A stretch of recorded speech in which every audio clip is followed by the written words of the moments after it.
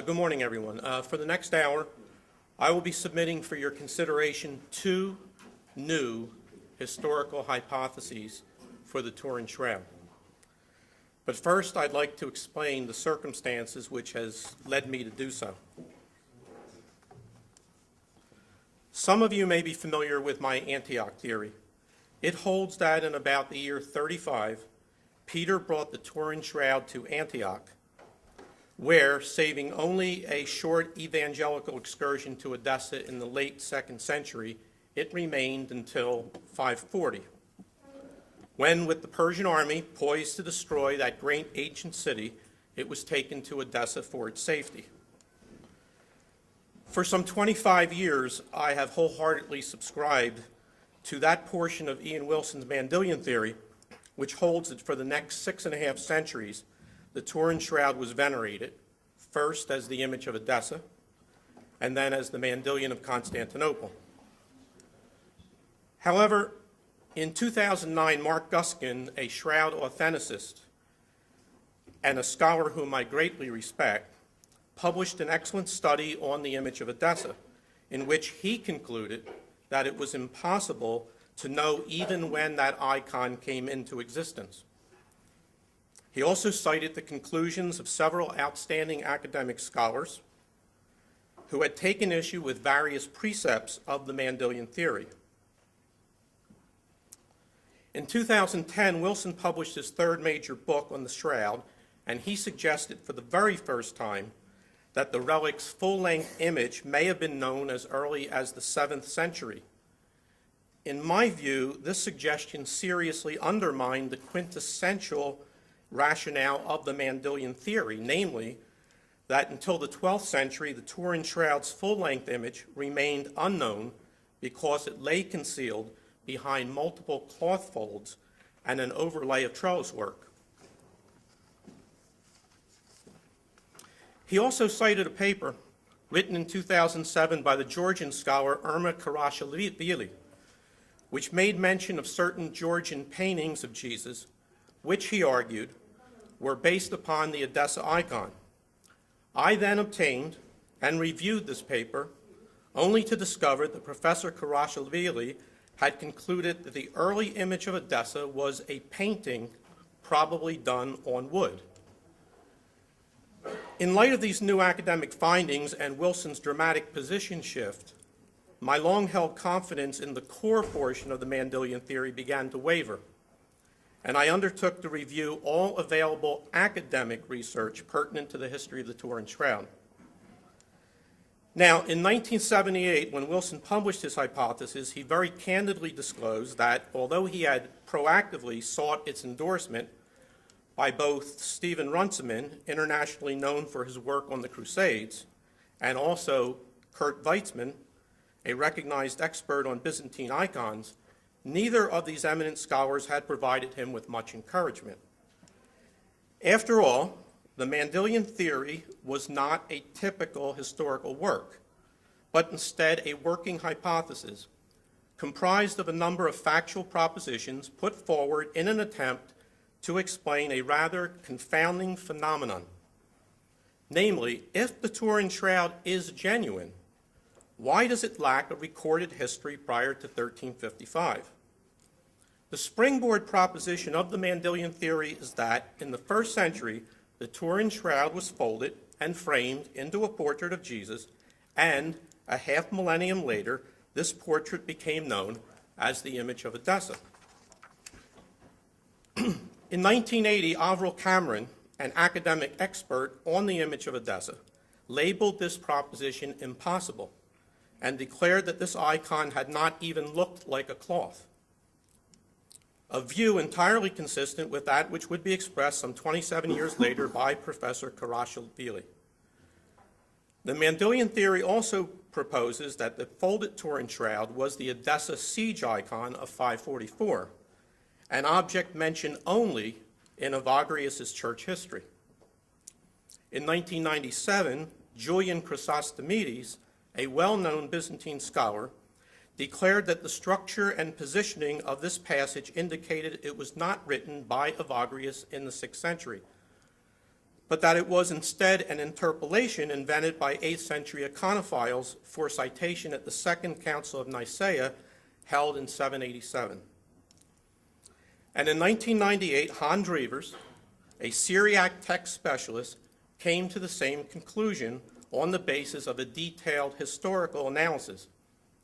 Among other things, he found it inexplicable that had such an icon actually helped to defeat the Persians in 544, it would not have been utilized again when the city was attacked by enemy forces on 3 subsequent occasions, in 580, 604, and 609. The Mandylion theory also suggests that the image of Edessa was a tetradiplon, a cloth folded in 4 layers. In 2012, the historian Charles Freeman opined that in using this term, the anonymous author of the 7th century Acts of Thaddeus was not attempting to describe the physical state of an extant cloth, but was merely relating that in the 1st century, a small towel folded in 4 had been handed to Jesus so that he could dry his face. And of course, the Mandylion theory claims that the folded and framed Turin shroud was the venerated Mandylion of Constantinople. In 2004, however, Sebastian Brock, perhaps the world's foremost authority on Syriac texts, declared that this icon's history provided, quote, a very unsatisfactory ancestry for those who would like to identify the famous Turin shroud with the Edessan Mandylion. And other academic challenges have been made as well. I will briefly mention a few. Both Andrew Palmer, a professor of Byzantine and Syriac studies, and Michael Whitby, a professor of ancient history, believe that a Syriac hymn, datable to 569, compares the marble of Edessa's cathedral to an image not made of human hands, rather than the image not made of human hands, as the Mandylion theory asserts. And Mark Guskin believes that the sermon of Gregory Referendarius does not allude to the presence of blood on the image of Edessa, as the Mandylion theory asserts, but only sweat which fell like drops of blood. He also believes that Simeon Metaphrastes, in relating that the sons of the Emperor Romanos were unable to see the eyes and ears of the image of Edessa, intended merely to emphasize the superior innate spiritual qualities of Emperor Constantine VII, and not, as the Mandylion theory maintains, to describe the actual physical properties of that icon. Perhaps most problematic is the point made in 1997 by Robin Cormack, a well-regarded expert in Byzantine art history, who labeled the Mandylion theory's identification of the Mandylion with the 1204 Shroud of Constantinople, quote, an impossible guess, unquote. Based in part upon the depiction of the Mandylion seen here, reliably dated to 945, 959, shortly after the image of Edessa was brought to Constantinople in 944. As Wilson himself has acknowledged, quote, a fringe runs along the bottom edge where we would expect the shroud's fold line to be, unquote. As illustrated by the folded cloth portrayed at the bottom left of the slide, this particular fold line would simply have had to be present if, in fact, the Mandylion was the Turin shroud folded into a portrait of Jesus.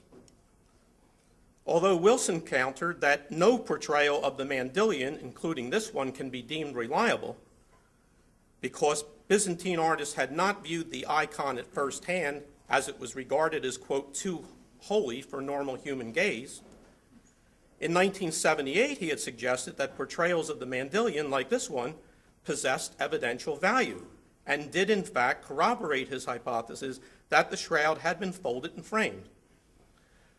And so I believe that we are faced with several realities. One, modern academic scholars, having had some 36 years to consider the Mandylion theory, have concluded that it is not a highly probable hypothesis in the light of established historical facts. Two, although modern scholars have not definitively disproved the Mandylion theory, they have presented a number of legitimate challenges to many of its major factual propositions, and responses to these attacks have been nominal at best. 3. It is extremely difficult to accept the central premise of the Mandylion theory that the Shroud was portraitized and framed in light of Wilson's recent suggestions that a 7th century Nestorian bishop, numerous residents of 7th century Jerusalem, and the 10th century Emperor Constantine VII all may have known of the existence of the Turin Shroud's full-length image. And 4, the chasm between academic scholarship and Shroud scholarship continues to grow wider and deeper with every passing day, with certain academics having portrayed subscribers to the Mandylion theory as dishonest or gullible, and one syndenologist having branded these advanced degree holders as, quote, academia pseudo-scholars who are blind, prejudiced, immersed in their dogmas, and lacking any imagination, unquote. However, it has become increasingly apparent that this war of words is being fought not over the authenticity of the Turin Shroud, but the validity of the Mandylion theory. And those are two quite different things altogether. For example, the historian Andrea Nicolati, after noting that his professional colleagues have rejected the Mandylion theory with an unusual harshness that is rarely seen in academic publications, has said, quote, it is important to clarify that even if the Shroud was authentic and dated from the 1st century, it is a completely different object than the Edessian image, unquote. Thus, it would certainly seem that he denies not the possibility of the Shroud's authenticity, but only the possibility of the Mandylion theory's validity. In fact, his promise that, quote, the history of the Shroud is the topic of my next book, unquote, appears to reflect a personal belief that the relic does in fact have a concealed history, because if it does not, his next book will surely consist of blank pages. And Charles Freeman, while openly skeptical of the relic's authenticity, has not rejected it outright. However, he too has opined that, quote, the Edessa theory seems to have stopped people pursuing more fruitful research on the possible origins of the Shroud. And even the indomitable Shroud authenticist Rex Morgan, in his keynote address to the 2008 Columbus International Conference, strongly urged Shroud historians to seek better evidence of the Shroud's existence prior to 1355. I hope that I've sufficiently explained why I decided to formulate and present a new historical hypothesis for the Turin Shroud, a hypothesis which does not implicate its identification with either the image of Edessa or the Mandylion. I believe it to be based on historical facts, drawn from historical sources, and substantially consistent with research findings of modern academic historical scholarship. I call it the Antioch-Constantinople theory. The Antioch-Constantinople theory begins where the Antioch theory leaves off, the city of Antioch and the year 540. For it was there and then that the Turin Shroud, in the guise of a very awesome image of Jesus, suddenly appeared in Antioch's Cherubim district, and while the city walls were being reconstructed after 2 devastating earthquakes. And as the army of King Khosroes approached the doomed city from the south and the east, the relic was entrusted to the care of Antioch's Orthodox patriarch Ephraimius, who, according to the Byzantine historian Procopius, fled in fear for his own safety to the province of Cilicia, which lay to the north and west of Antioch. However, Glanville Downey, the preeminent modern historian of Antioch, shown here in the white suit, has concluded that such cowardice would have been completely out of character for Ephraimius, a 6th century warrior bishop. And the church historian Evagrius reports that by 542, Ephraimius was back in Antioch and again serving as its patriarch, an impossibility had he really abandoned his flock in fear in 540. Evagrius also reports that with the Persian wolf literally at the door, Ephraimius focused his attention entirely upon preserving church property. Thus, it is quite reasonable to conclude that he did not flee the city to save his own life, but to preserve the awesome image of Jesus from destruction. However, even Cilicia was not safe from the Persian army. Because, Procopius relates, Chosroes had, quote, threatened to destroy all the Cilicians and the Syrians, unquote. Therefore, Ephraimius would have proceeded further north, traveling through the militarily defensible mountain pass known as the Cilician Gates, until he had achieved complete safety for the image in Cappadocia, a province of Anatolia, the region which lay directly east of Constantinople. When Ephraimius returned to Antioch, which had been completely devastated by the Persians, he was forced to leave the image behind, and he would have surely retrieved it once the city had been rebuilt. However, he died in 545, with Antioch still militarily defenseless and war persisting. And so for the next 9 years, the Turin Shroud remained hidden in Cappadocia until, as reported by the church chronicler Pseudo-Zachariah,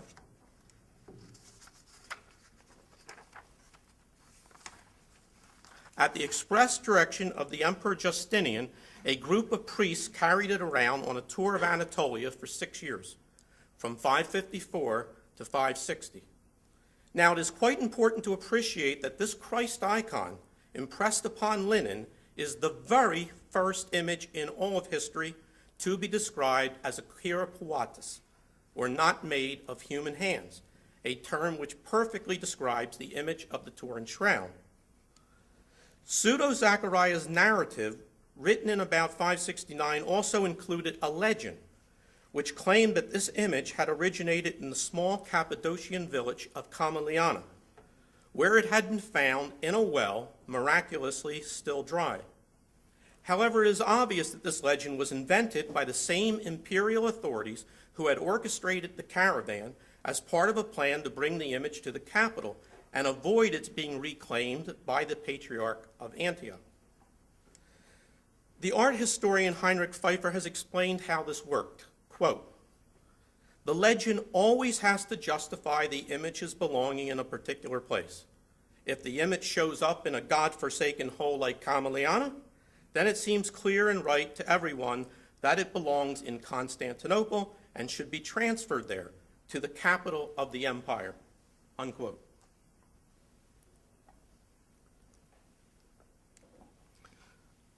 It is simply impossible to understate the historical consequences of this invented legend.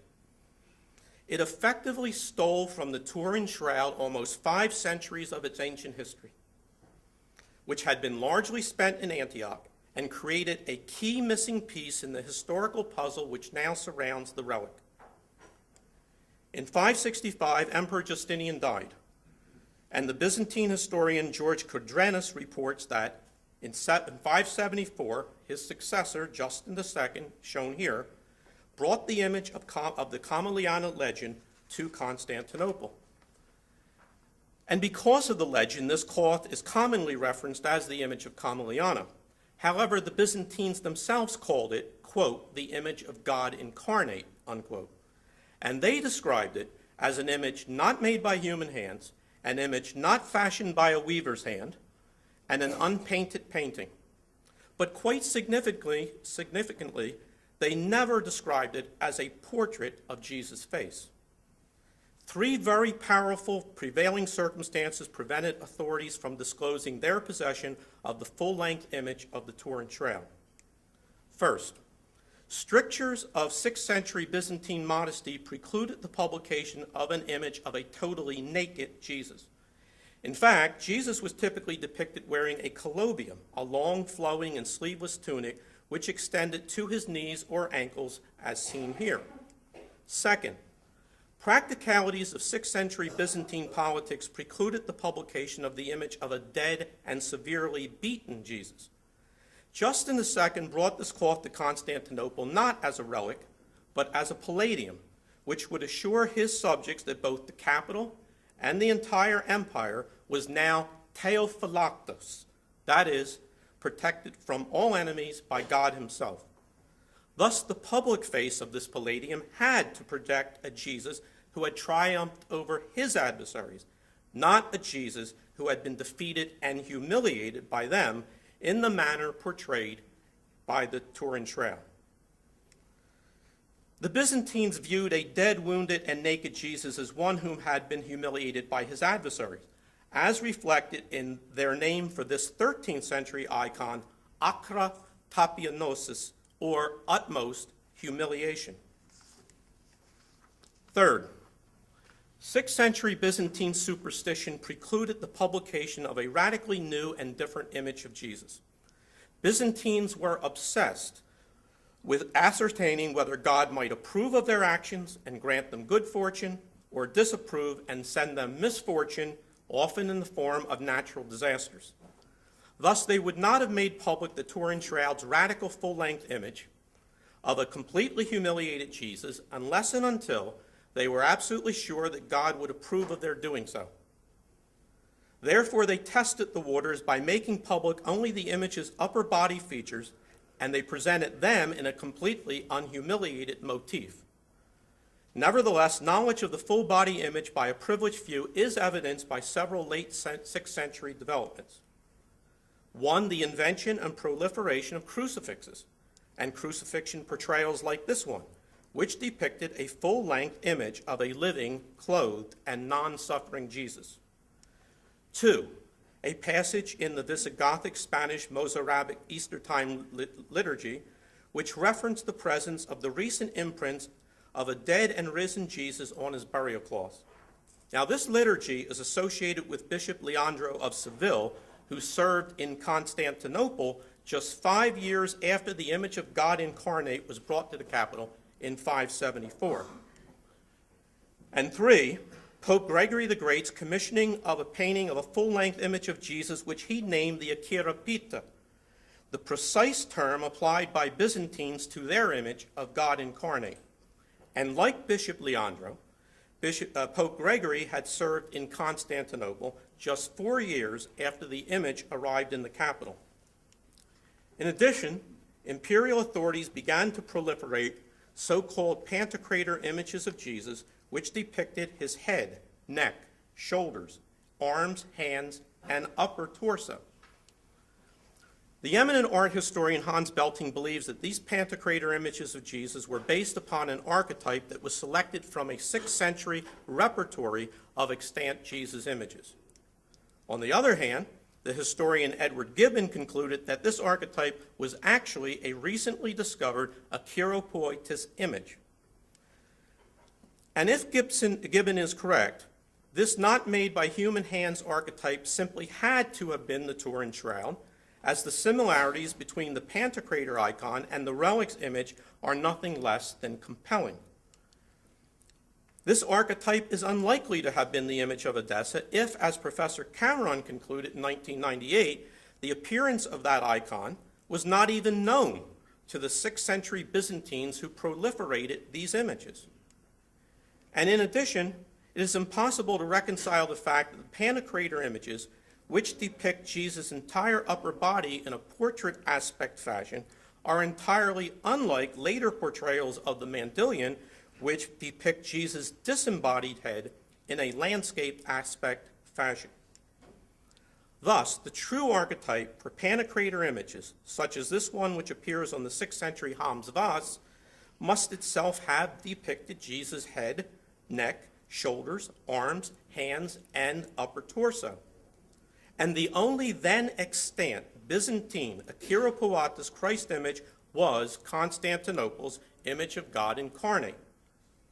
So why then has the image of God incarnate not been previously identified as the 6th century archetype?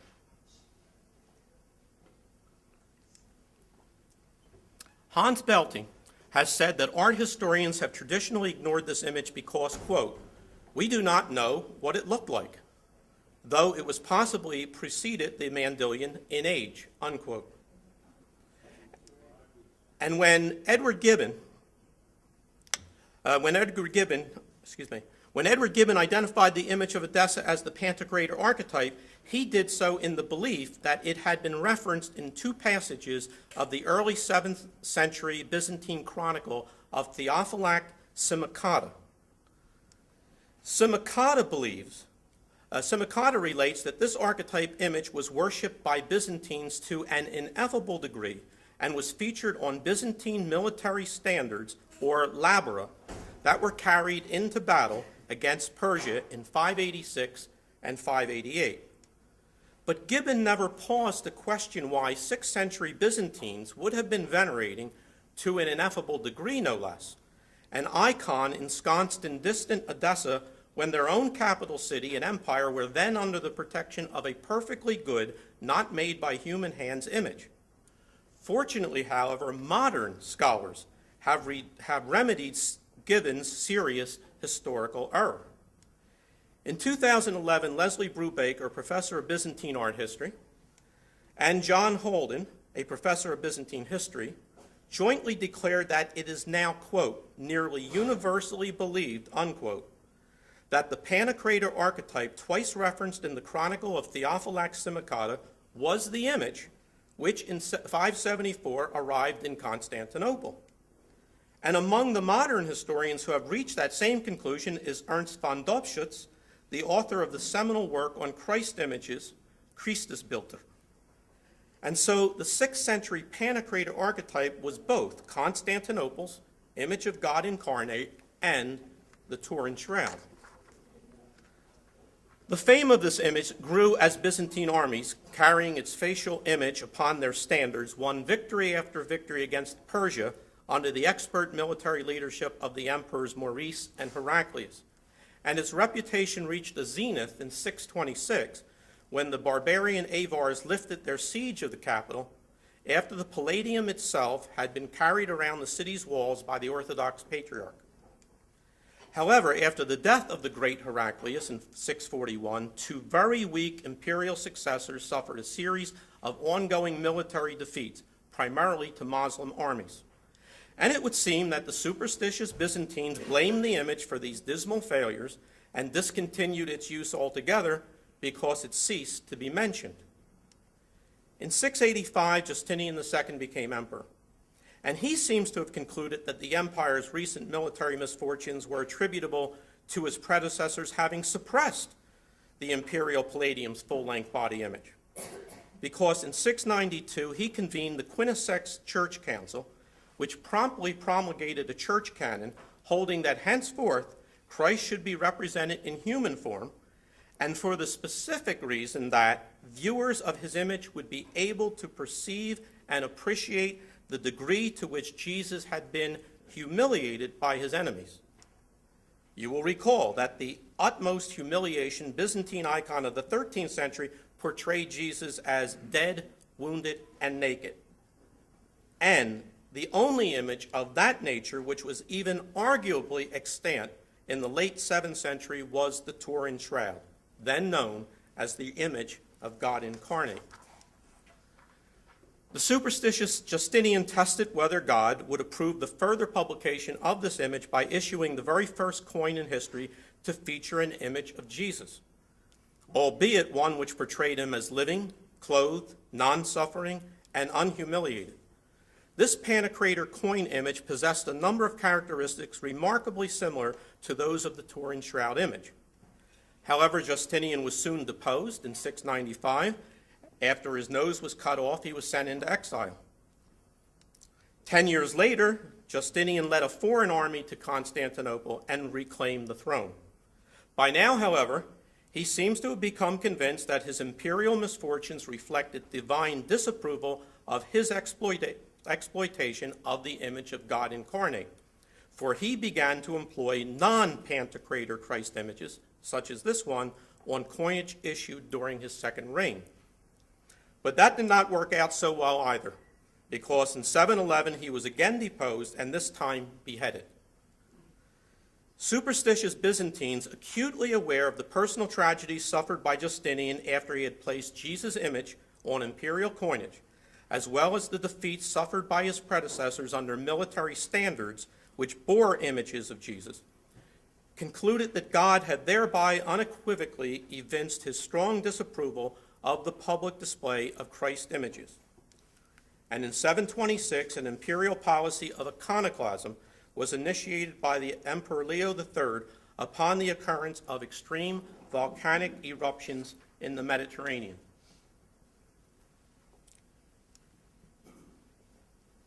The primary reason why many have never identified Constantinople's image of God incarnate as the Turin Shroud is that certain historians, including Avril Cameron and Eva Karaluk, shown here, have propagated a completely unfounded myth that the image was destroyed by 8th century iconoclasts, when in fact there is no historical record of its destruction.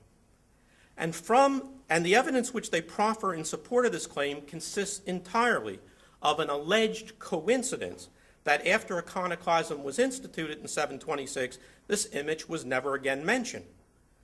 However, for 5 very compelling reasons, this historical conclusion is demonstrably wrong.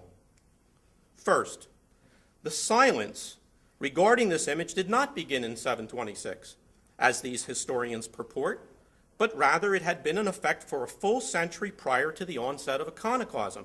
And as previously mentioned, this silence is readily explained by the fact that with a number of defeats having been suffered under the military standards bearing this image, the superstitious Byzantines simply discontinued its use and stopped alluding to it.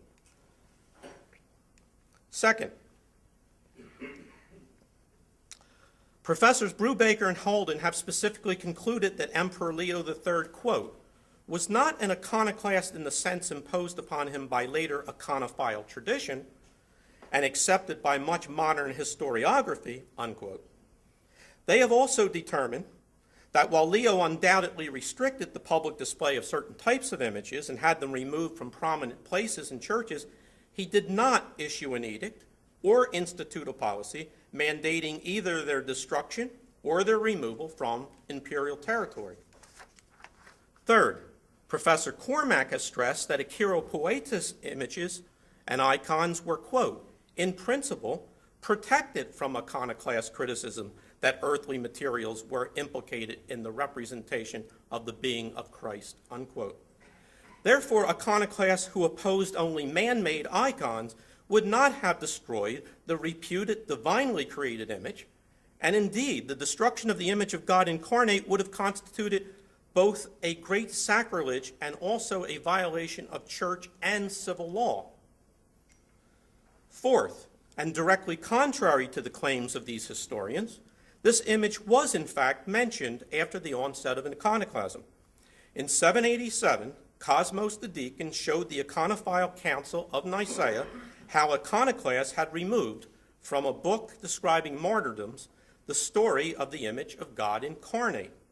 Significantly, however, Cosmos neither charged the iconoclast with having destroyed the image itself, nor mentioned that it had otherwise been lost to history, clearly reflecting an understanding held by iconophiles in 787 that the image of God incarnate was still extant. At the Columbus Conference of 2008, Rex Morgan was incredibly prescient in prognosticating as follows, quote, "It is surely only a matter of time before someone comes up with some hard evidence proving beyond dispute the whereabouts of the Shroud during the first millennium. All the signs are there. Maybe we will find more clues amongst the ruins of Edessa, or in Constantinople, or tucked away in a medieval manuscript as yet unseen in an ancient library," unquote. Because fifth, the survival of Constantinople's image of God incarnate through 2 periods of Byzantine iconoclasm is positively confirmed by the late 11th century Tarragon manuscript, a document written in Latin and maintained in the public library of Tarragon, Spain. In 1995, the modern Byzantine scholar Krzysztof Sigar, shown here in the first row, second from the right, dated the manuscript 1075-1098, and she concluded that its anonymous author was a French or Flemish citizen who had been studying Greek at a school located in the Byzantine capital. The manuscript alludes to an encased image of Jesus' face impressed upon a linen cloth, which was then kept in Constantinople. However, because this image had been sealed in a golden case for centuries, the author could not possibly have known exactly what it actually portrayed. And his stated belief that it bore a facial image of Jesus appears to be based solely upon his acquaintance with the famous Abgar legend, which he mentions. Quite significantly, however, he does not name this image as being the then uber-famous Mandylion. The manuscript recites that this golden case had once remained open while, quote, continuous earthquakes, unquote, were ravaging the, quote, whole city, when suddenly a heavenly vision revealed that these quakes would continue to strike the capital until the image had been locked up and hidden away far from human eyes. As soon as the image had been sealed away, however, the earthquakes did cease, and thereafter nobody other than the emperor himself had ever dared to open the golden case or to view this image. The manuscript thereby absolutely disqualifies the image of Edessa / Mandylion from having been this encased cloth, as various historical sources confirm that over the preceding centuries, numerous persons on multiple occasions viewed this image.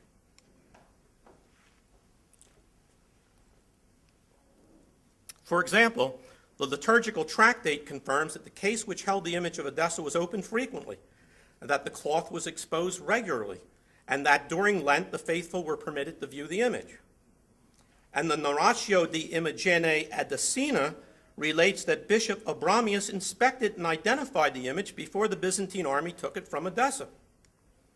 And Simeon Metaphrastes reports that the two sons of Emperor Romanus, as well as the future Emperor Constantine VII, assiduously studied the face of the image of Edessa upon its arrival in Constantinople, as did Gregory Referendarius, who thereafter delivered a sermon in which he described the image of Edessa to his listeners. And written reports appear to confirm that the Mandylion was twice removed from the Pharos Chapel, first in 1036 when it was carried in procession led by the emperor's brother, and possibly again in 1058 when it was exhibited at the Hagia Sophia. Mark Guskin quoted these passages from the Tarragon manuscript in his 2009 study. The following year, Ian Wilson, in an attempt to conform this new and critical information with his long-standing hypothesis, labeled the manuscript's account of continuous earthquakes as, quote, a memory of the earthquakes which beset not Constantinople, but Edessa in 679 and 717, unquote. However, and with all due respect to Ian Wilson, it is simply not logical or reasonable to characterize as continuous two earthquakes which struck almost 40 years apart, neither of which was ever denominated by a single historian as having been continuous in any fashion. In addition, the manuscript itself clearly states that these earthquakes struck Constantinople and not Edessa, for having previously related that the, quote, whole city, unquote, had been ravaged by continuous earthquakes. It goes on to recite a current popular belief that were this golden case ever to be reopened by anyone other than the emperor, the, quote, whole city, unquote, would be struck by another earthquake, thereby specifically confirming that the present situs of the cloth, Constantinople, is the same city that had been previously struck by continuous earthquakes. And unlike the two Edessan earthquakes, which were never described as having been continuous in any fashion, a series of earthquakes were specifically reported by the Byzantine historian Theophanes to have continuously struck Constantinople over an extended period of 12 months, beginning in October of 740. And the only image of Jesus impressed upon a linen cloth known to have been present in Constantinople at that time was the image which had arrived there in 574, the Turin Shroud, then called the image of God incarnate. These continuous earthquakes began during the reign of the iconoclastic Emperor Leo III, who was forced to raise taxes for ongoing reconstruction of the city's buildings and walls. Leo died on June 18, 741, and was succeeded by his even more iconoclastic son, Constantine V, shown here. And earthquakes continued to strike Constantinople. Thus, the Tarragon manuscript confirms that in October of 741, Emperor Constantine V entered into a covenant with God, whereby he agreed to permanently seal the image of God incarnate within a golden case in return for what he believed to be God's promise to protect Constantinople from destructive earthquakes. It is simply impossible to understate the historical consequences of this fear-driven imperial covenant with God. It effectively stole from the Turin Shroud the next 4.5 centuries of its medieval history. And like the invented Camilliana legend of the late 6th century, it created yet another missing piece in the historical puzzle which now surrounds the relic. In making and then keeping faith with this covenant, Constantine V and his equally superstitious imperial successors consigned the Turin Shroud to 460 years of complete historical obscurity. In 944, when the image of Edessa was brought to Constantinople, the Byzantine emperor became the owner of 2 entirely distinct sacred linen cloths, each bearing an image of Jesus. The full-length image Turin Shroud, which for 2 centuries had been locked away in a golden case and hidden within the imperial palace, and the facial image Mandylion, which was stored in its own case and maintained for the most part in the Pharos chapel.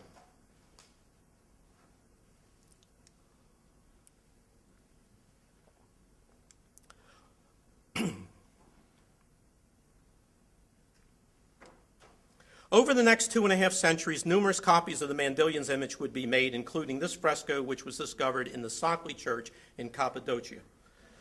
The Mandylion was mentioned in several pilgrim reports and relic inventories of the 12th century, and the Crusader Robert de Clary seems to confirm that in 1203-1204 it was still kept in a box which hung by silver chains from the ceiling of the Pharos Chapel.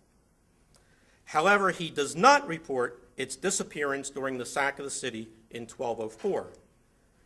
And Professors Runciman and Cameron believe that in 1247 it was sold by the Latin Emperor Baldwin II to King Louis IX of France, who installed it in Paris's Sainte-Chapelle, where in 1792 it was seized by the forces of the French Revolution and destroyed. From October 741 forward, the Turin Shroud remained sealed within its golden case in accordance with the imperial covenant with God.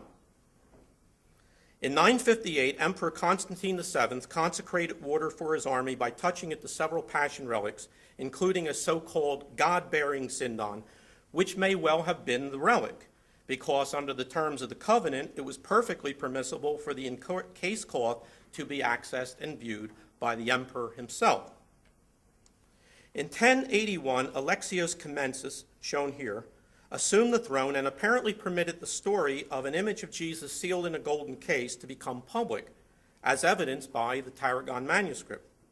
And sometime after 1097, when Alexius required the leaders of the First Crusade to swear an oath upon the city's holy objects, which may have included the golden case which held the Turin Shroud, he apparently disclosed that this case held a full-length image of Jesus, as there suddenly appeared both Thranos motif portrayals of Jesus' body laid out on a burial shroud, like the one shown here, and also 2 versions of the long-forgotten Latin Abgar legend, one found in a Vatican codex, and another within Ordericus Vitalis' church history, both of which related that a full-length image of Jesus' body had been presented to King Abgar. In 1143, Manuel Comnenus, shown here, became emperor. And in 1164, while lacking an heir, he brought the Hungarian prince Bela to the capital, engaged him to his daughter, and in 1165 formally designated him as his heir. As emperor designate, Bela may have been permitted to view the encased image, but in any event, Manuel would surely have described its details to him.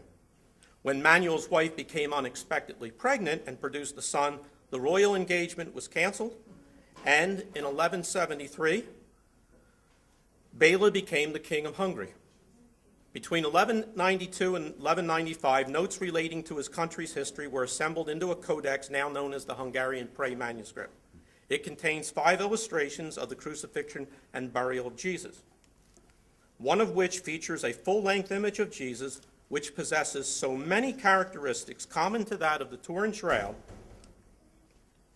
that a modern art historian, Thomas de Veselo, has rhetorically asked, quote, "Does this not look like an attempt to imagine the burial of Christ on the basis of the shroud?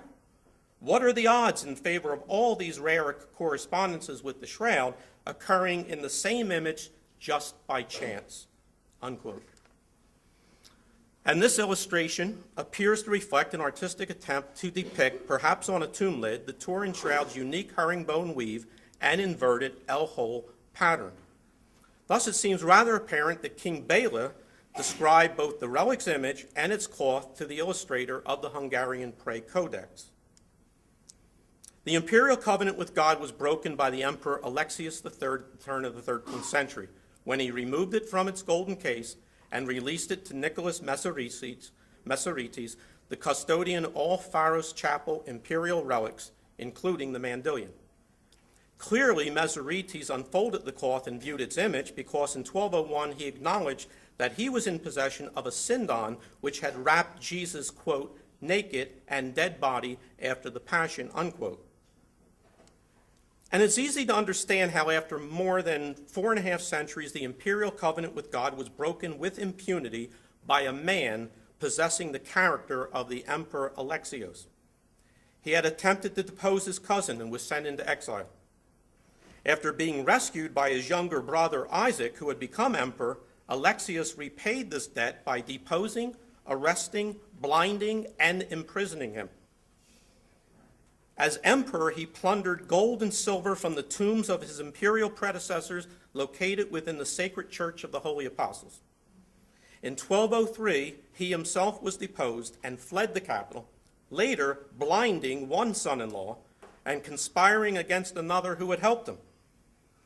Thus, it is quite apparent that Alexios cared absolutely nothing about loyalty, honor, oaths, relics, and that he would have thought nothing of breaching the age-old imperial covenant with God. In an apparent attempt to protect the city from the Crusader army which was encamped outside of its walls, his successor and nephew, Emperor Alexios IV, authorized weekly exhibitions of a full-length image cindoin, which is now known as the Shroud of Constantinople. The renowned art historian Ernst Kitzinger is reported to have said that, quote, "For us, a very small group of experts around the world, we believe the Shroud of Turin is the Shroud of Constantinople," unquote. And a second art historian, the estimable Hans Belting, has written that the Shroud of Constantinople is, quote, "probably identical with the Turin Shroud," unquote. And a third, Thomas de Veslo, has unqualifiedly declared that, quote, "the shroud was the Byzantine sindon," unquote. To the best of my knowledge, these three expert opinions have not been contested by any other art historian, and they lead to two critical conclusions. First, the 1988 carbon dating of the Turin shroud was wrong. And second, ascertaining the Turin shroud's disposition between 1204 and 1355, while a matter of some importance, is not absolutely essential to establishing its authenticity. On April 12, 1204, the Turin shroud disappeared during the Crusader sack of Constantinople. It would not be seen again for 150 years, and until its public exposition by Geoffroy de Charnay in the French village of Liray. The historical obscurity of the Turin shroud is perfectly understandable within the context of circumstances impacting upon and at times created by its various custodians. Having survived more than 3 centuries of religious persecution by Jews, Romans, and Orthodox clergy, the relic remained hidden in a city wall for 175 years, only to be rediscovered and have its entire ancient history wiped out by a Byzantine-invented legend so that it could be installed in Constantinople. For the next 167 years, it was kept in the imperial palace as a palladium. In 741, it was sealed away in a golden case, thereby erasing another 4.5 centuries of its history. And it remained there until the turn of the 13th century, when it was removed from its container and exhibited as the Shroud of Constantinople. This presents my presentation of the Antioch-Constantinople theory.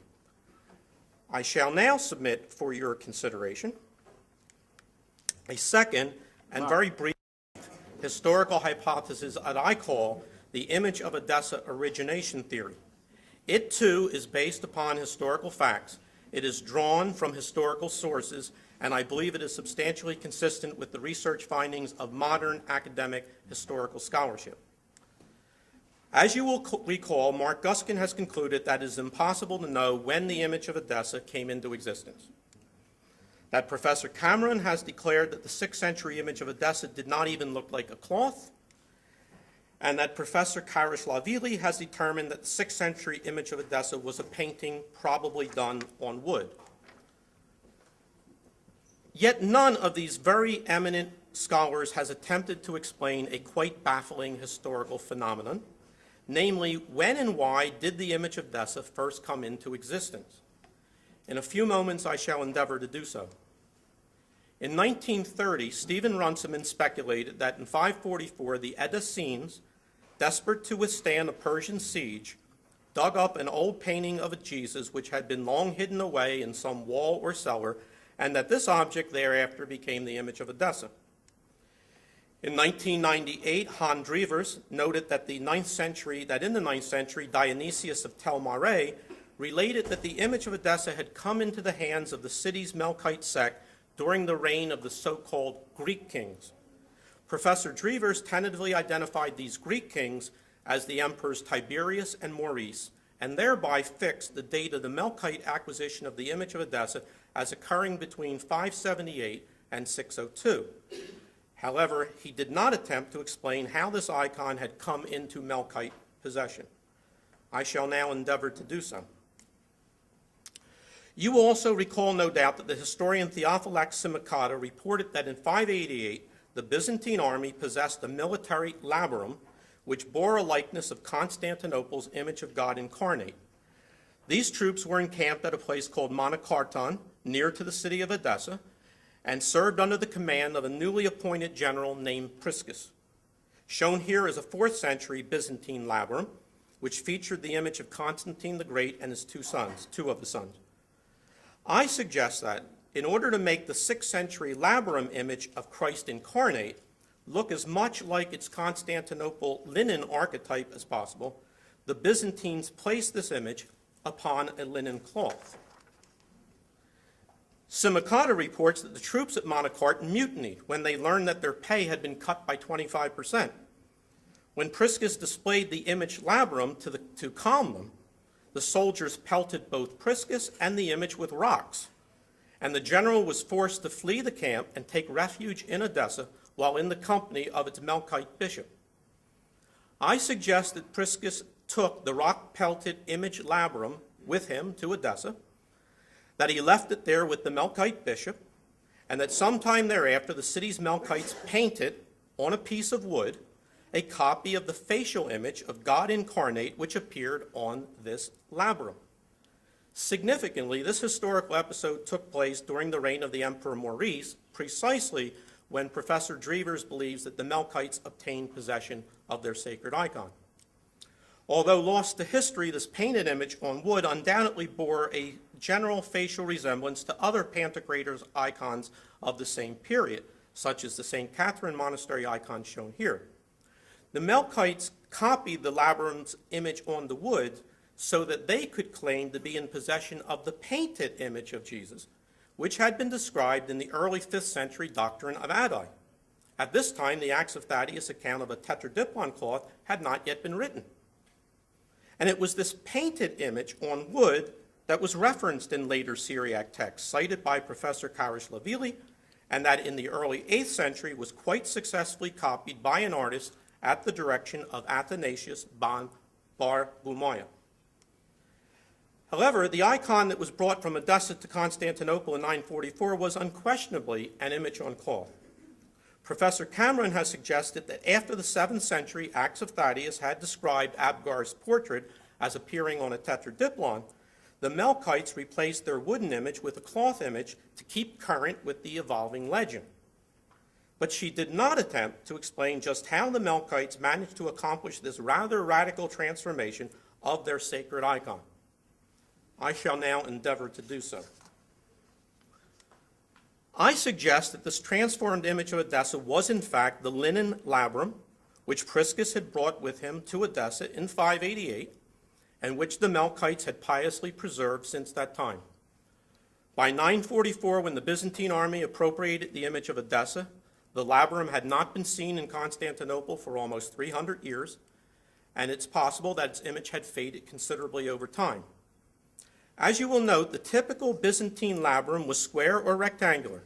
It featured a fringe along the bottom, and it sometimes displayed an image or images. As previously noted, the imaged linen cloth brought from Edessa to Constantinople in 944 was in all likelihood rather accurately depicted in this icon, reliably dated to 945-959, and featuring the likeness of the then reigning Emperor Constantine VII in its portrayal of King Abgar. As you can plainly see, this icon depicts the image of Edessa, soon to become known as the Mandylion, as a relatively small square or rectangular cloth, which bears a fringe at its bottom and features a pantocrator icon of Jesus' disembodied head and neck. Coincidentally, this illustration, contained in the Madrid Scalizi's manuscript of the 12th century, also depicts the Mandylion as having a fringe, although here it appears at the top of the cloth. However, as the very bottom of the cloth is obscured by the figure of a clearly grateful emperor, it is possible that the illustrator may have simply transferred the fringe to the top of the cloth so that it could be seen. Not only does the cloth depicted in the St. Catherine Monastery icon bear a strong and uncanny resemblance to an imaged Byzantine military labyrinth, but also its image of Jesus mirrors the facial image of the Turin Shroud, particularly in regard to the styling of the hair. Thus, if I have correctly identified the image of Edessa/Mandylion as the Byzantine military labyrinth employed during the late 6th century campaign against the Persians, that labyrinth's archetype, identified by many modern scholars as Constantinople's image of God incarnate, was indeed the Turin Shroud. This completes my presentation of this paper, the full title of which is Modern Scholarship and the History of the Turin Shroud, the Antioch-Constantinople Theory, and the Image of Edessa Origination Theory. I would like to thank all of you for your very kind attention, and I hope that, along with me, you will continue to faithfully monitor academic books and journals for publications and research findings relevant to the history of the Turin Shroud. Thank you.